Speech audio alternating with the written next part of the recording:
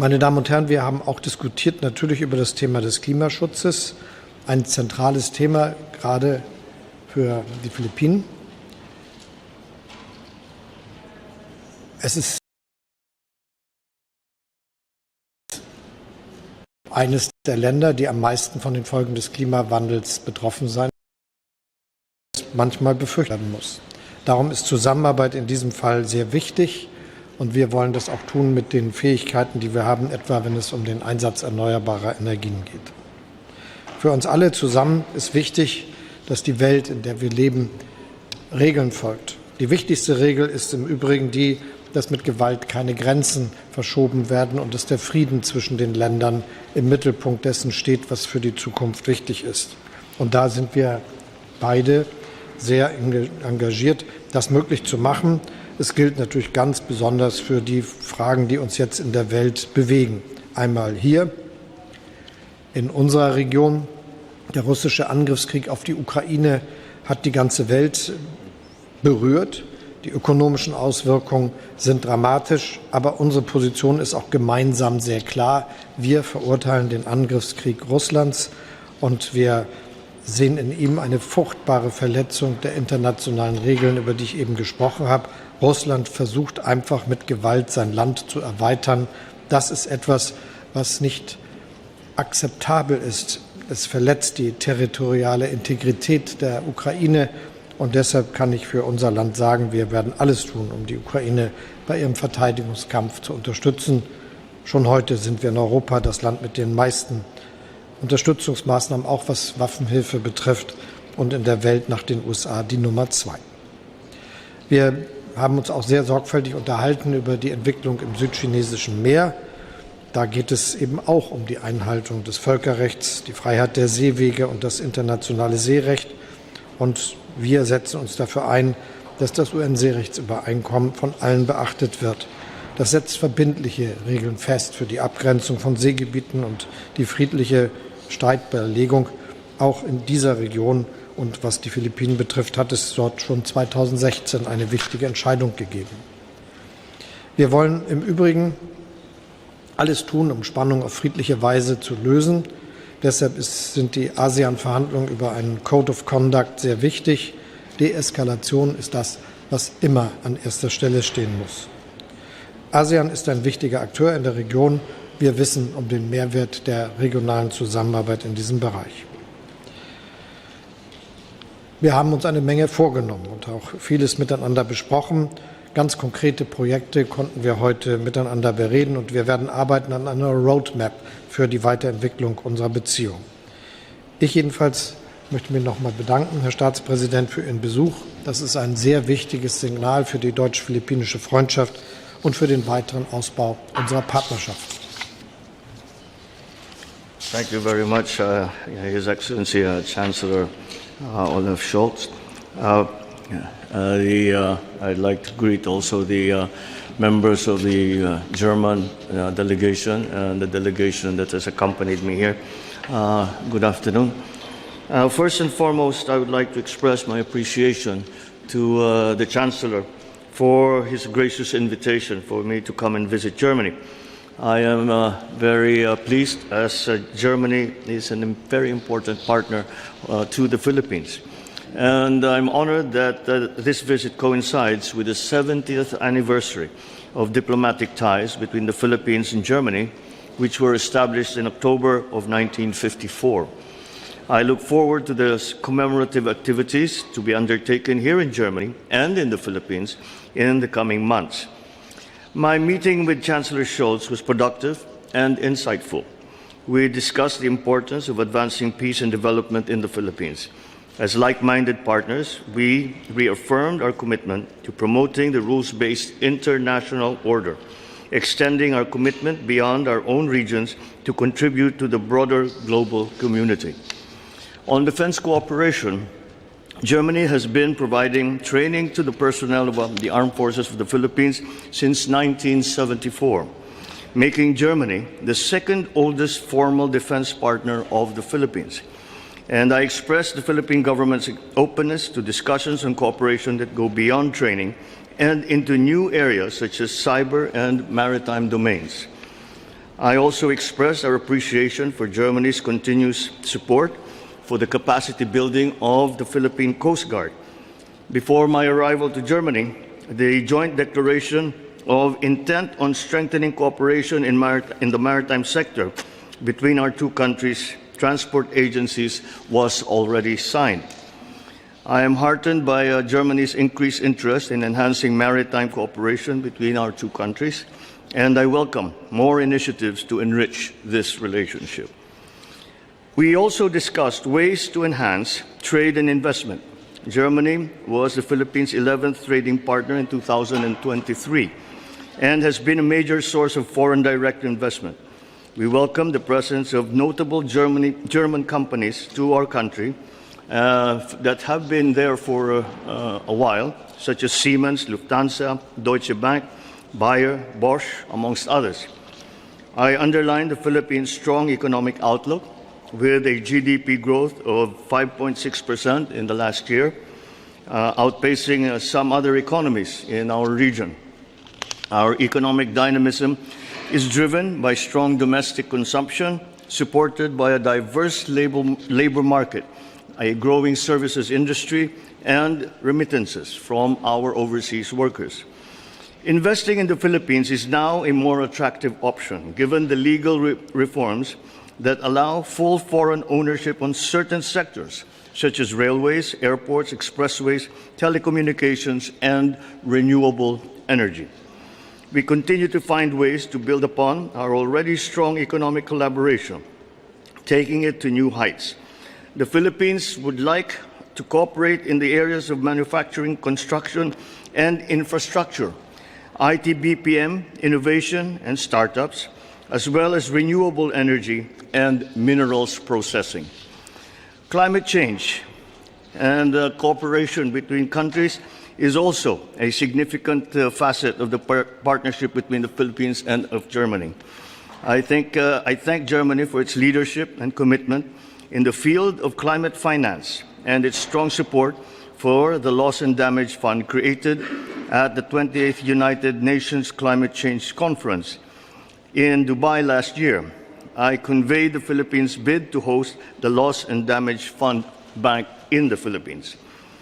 We also recognize the important contribution of Filipino healthcare workers and the other overseas Filipino workers to the culture and to the economy of Germany. Noting Germany's interest in expanded labor cooperation to include other Filipino skilled workers and professionals, the Philippines reaffirms our commitment to ensure the protection of the rights and welfare of Filipinos around the world. Towards this end, our countries have signed the renewal of the cooperation program between the Technical Education and Skills Development Authority and the Federal Institute for Vocational Education and Training during my visit here in Germany. Both sides are also working towards the conclusion of the Memorandum of Agreement on the placement of skilled workers and other professionals. We will continue to work on other agreements across various areas of cooperation and look forward to their conclusion in the near future. On regional and international matters, I thank Chancellor Scholz for Germany's staunch support for international law, including the 1982 UNCLOS. Our shared commitment to international law strengthens our partnership and creates a favorable atmosphere for working together on global issues. I reiterated that the Philippines remains committed to addressing issues through dialogue and consultation. Yet the Philippines, like any sovereign state, will continue to firmly defend its sovereignty, its sovereign rights and jurisdiction in accordance with international law. On Ukraine, I assured Chancellor Scholz of the Philippines' continued support. We reiterate our call on concerned parties to seek a peaceful and diplomatic resolution to the conflict, recalling the 1982 Manila Declaration on the Peaceful Settlement of International Disputes, which reaffirms the principle that all states shall settle their disputes by peaceful means. On the Middle East, I highlighted the Philippine government's concern over the 2 million Filipinos present in the region, the Philippines continues to urge all parties to exert restraint, to prevent escalation, and to work towards a peaceful resolution of the conflict. It was indeed.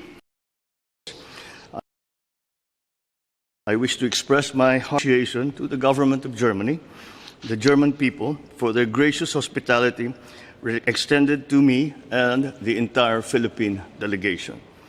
I eagerly anticipate this continuation of our strong partnership for another 70 years or more. With confidence, I believe we can deepen our relationship and collaborate for the mutual prosperity of both our countries. Thank you.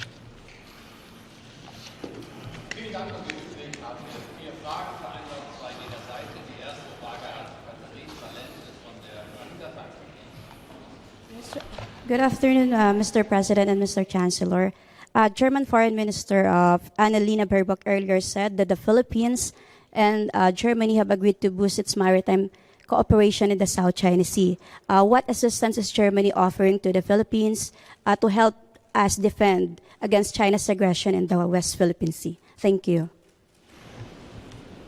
Ich habe es eben schon gesagt, für uns ist das internationale Recht von allergrößter Bedeutung. Das gilt natürlich auch für das internationale Recht, ich habe es schon gesagt, für uns ist natürlich das internationale Recht von allergrößter Bedeutung. Das gilt auch für das Recht, das die Seeschifffahrt und die hohe See betrifft. Wir haben dort internationale Vereinbarungen, einen Vereinten Nationen Vertrag, der gilt. Wir haben auch einen Seegerichtshof, der in Deutschland, in Hamburg, meiner Heimatstadt, seinen Sitz hat und sehr viele kluge Entscheidungen getroffen hat in den letzten Jahren. Und deshalb ist es sehr, sehr wichtig, dass alle sich daran halten. Und die Zusammenarbeit, über die wir hier gesprochen haben, hat natürlich auch etwas damit zu tun, dass wir die Philippinen dabei unterstützen, auf ihre Rechte auch sichern zu können.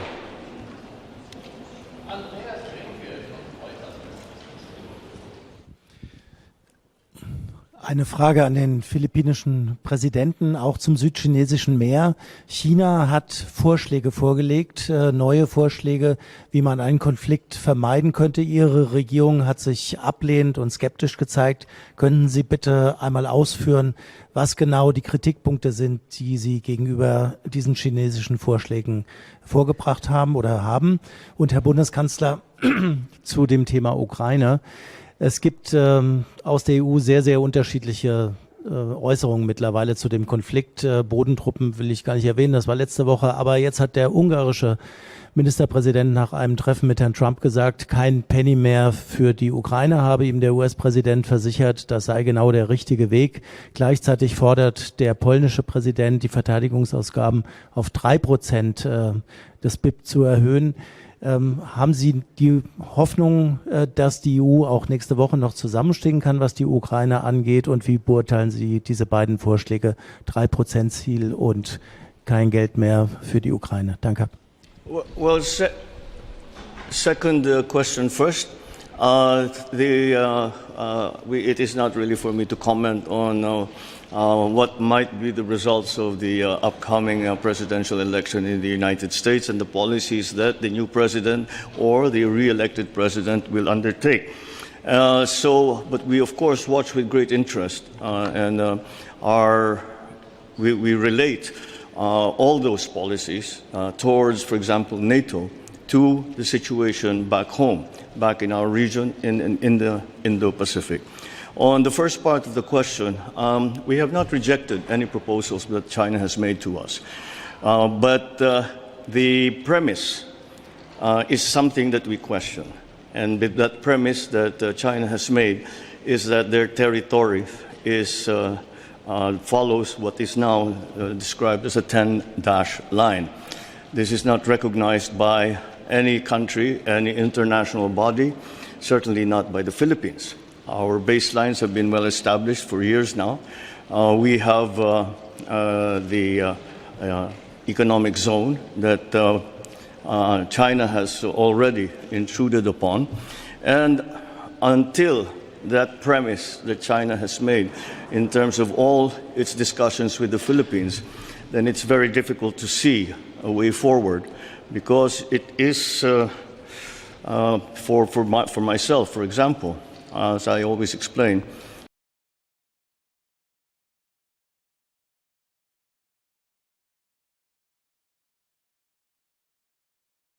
when I took office, I took an oath.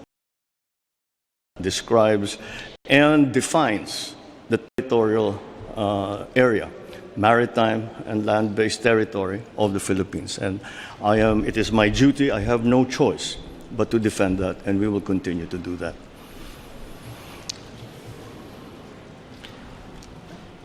Die Europäische Union hat gerade Entscheidungen getroffen, die Ukraine intensiv finanziell zu unterstützen. Wir haben eine mehrjährige Finanzplanung beschlossen, die 50 Milliarden Euro insgesamt umfasst, was Haushaltsunterstützung betrifft. Und das geteilt für die nächsten Jahre ist ein ganz erheblicher Beitrag zur Stabilisierung der Regierung der Ukraine, der Staatstätigkeit, aber auch der wirtschaftlichen Entwicklung des Landes. Und darüber hinaus ist für uns alle klar, dass wir die Ukraine auch mit Waffenhilfe unterstützen müssen. Sie wissen, dass Deutschland dieses Jahr mehr als 7 Milliarden Euro in seinem Haushalt vorgesehen hat, dass all die Zusagen, die Deutschland gemacht hat, insgesamt von bisher gelieferten, seit Beginn des Krieges und dem, was wir für die Zukunft zugesagt haben, 28 Milliarden Euro um fast 30 Milliarden $. Und meine Haltung ist, dass wir da auch bleiben müssen, dass wir die Ukraine unterstützen, nicht nur Deutschland, sondern auch die gesamte Europäische Union, so lange wie das notwendig ist, damit die Ukraine sich verteidigen kann. Ich bin sicher, dass das die Haltung der Europäischen Union sein wird in all den Diskussionen. Wenn ich unsere Entscheidung vom Ende des letzten Jahres und vom Anfang dieses Jahres betrachte, ist die Wahrscheinlichkeit, dass uns das miteinander, und zwar einvernehmlich, gelingen wird, doch sehr hoch. Ansonsten bekenne ich mich ausdrücklich zu unserer Verpflichtung, die wir alle übernommen haben, als NATO-Mitgliedstaaten 2% der Wirtschaftsleistung für die Verteidigung auszugeben. Damit wir diese massive Steigerung ermöglichen können, haben wir für Deutschland einen Sonderfonds gebildet, ein Sondervermögen, das jetzt fast schon vollständig belegt ist. Etwa 80% der damit vorgesehenen Ausgaben sind festgelegt. Wir werden auch die restlichen weitgehend wohl bis zum Ende des laufenden Jahres definieren. Und danach wird es darauf ankommen, dass wir diese Aufgabe auch aus dem Haushalt finanzieren, trotz der Herausforderung, die damit verbunden ist. Ich sehe durchaus gerne, dass auch fast alle anderen europäischen Staaten, die Mitglied der NATO sind, sich auf diesen Weg gemacht haben und die 2% der Wirtschaftsleistung früher oder später erreichen. Das ist ein sehr großer Fortschritt.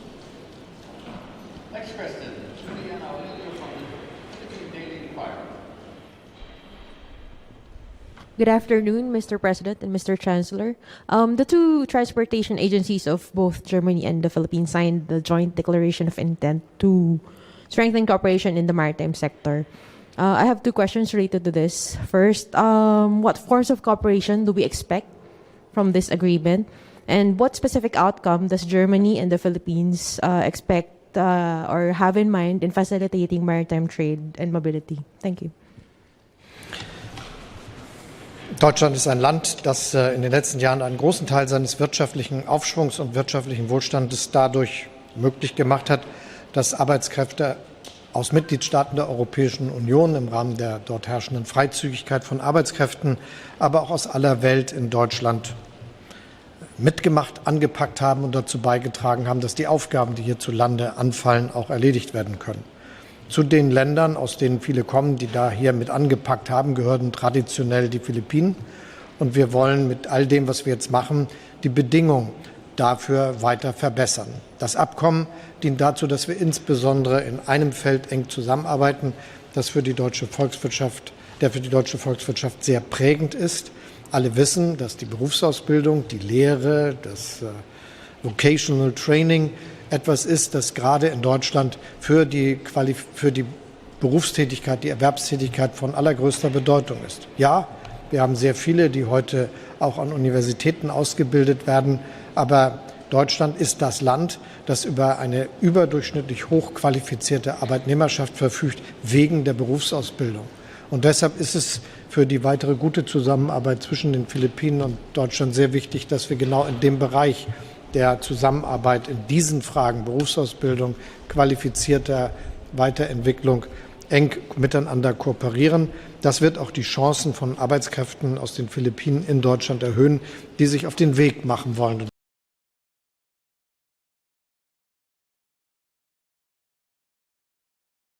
Kräftezuwanderung nach Deutschland erheblich verbessert.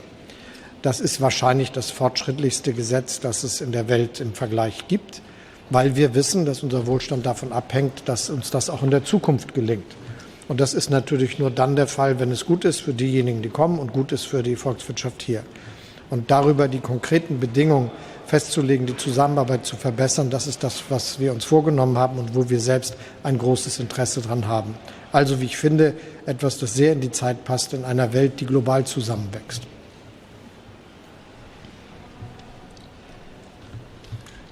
Let me take, to begin my answer, give you a more detailed answer on the maritime cooperation. We already have many exchanges with Germany in terms of training for our armed forces and, of course, the Coast Guard as well.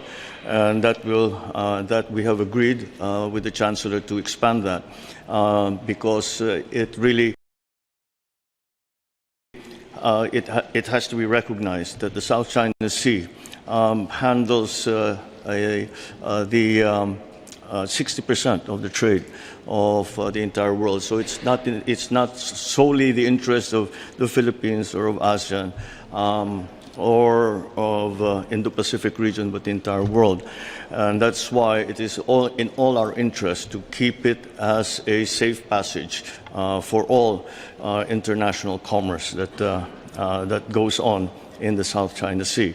And I say on a more general aspect, certainly the Philippines is looking to transform its economy.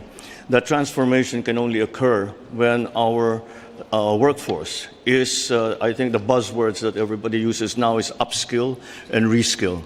And we look to Germany for much of that training, especially since we are very much immersed now in the digital space. And the high technology requirements for the workforce, the training for high technology jobs in the workforce is something that will be necessary to keep our economy thriving. And again, that is the area that we are hoping. As I said, we have agreed on the exchanges between our TESDA, or the technical educational system, and the German Institute for Vocational Training. So that we hope will be a continuing effort, and that will be, I believe, an advantage to the Philippines because our workforce will be better trained, and it will be an advantage to Germany because we will now have a workforce that can contribute to the German economy as well.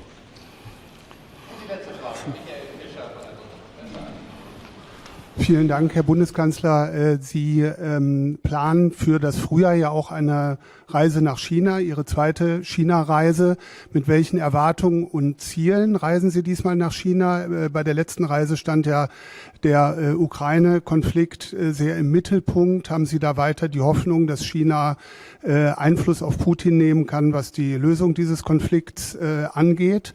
Und Herr Präsident Marcos, welche Erwartungen oder vielleicht auch Wünsche haben Sie an den Bundeskanzler, was diese China-Reise angeht? Und eine Nachfrage zur Kooperation im Verteidigungsbereich. Sie haben die Ausbildung angesprochen, wurde heute auch über konkrete Rüstungsprojekte gesprochen. Haben Sie da konkrete Wünsche an die deutsche Rüstungsindustrie, was die Ihnen liefern könnte? Well, again, second part of the question first. We did discuss the training, but we have not gone into the detail as to the procurement because the Philippines has just finished making it that is finalized. And I think that we will then be ready to offer that procurement schedule to Germany and to other countries, and hopefully we will find ways to help one another. As to the upcoming visits of the Chancellor, well, we can only wish that he is successful. We all would like to have a more peaceful situation, certainly in the Ukraine, but also in the South China Sea. Although it is not in the South China Sea, it is not outright war. What we are worried about are the increasing tensions that are happening. Ukraine, of course, is a continuing challenge that the whole world faces. It is not the interconnection of the global economy is such that such an occurrence, such a conflict, no matter how far away from the Philippines, does affect still the Philippines and the region. And so we hope for a good result for Chancellor Scholz's visit. Der Besuch wird natürlich einer langen Tradition von Besuchen meiner Vorgängerin, ihrer Vorgänger und folgen und auch meiner Besuche, die ich in China hatte. Wir werden über das ganze Feld der bilateralen Beziehungen, aber auch die Situation in der Welt zu sprechen haben. Das betrifft ökonomische Fragen zwischen unseren Ländern, ökonomische Fragen, was den Welthandel betrifft. Das betrifft die Fragen der Resilienz, die auch für uns von großer Bedeutung sind, gerade weil Deutschland ja nun viel dafür tut, in vielen Ländern der Welt aktiv zu sein und die Zahl der Länder, mit denen es ökonomische Beziehungen hat, noch einmal weiter auszuweiten. Das Gleiche gilt natürlich für die großen dramatischen Friedens- und Sicherheitsfragen der Welt. In der Sache Ukraine haben wir beim letzten Mal gesprochen. Wir werden sicherlich diesen Konflikt zu verhandeln haben, auch viele andere, die eine Rolle spielen. Und auch wir haben ja heute uns sehr intensiv unterhalten über die Situation im Indo-Pazifik, im südchinesischen Meer, in der Taiwan Strait. Und all das sind natürlich Themen, die auch dort eine Rolle spielen. Alles andere wäre verwunderlich. Meine Damen und Herren, ich darf mich herzlich bedanken für Ihre Aufmerksamkeit. Morgen haben wir die nächste Pressekonferenz an dieser Stelle. Bis dahin, Harry und vielen Dank. Thank you.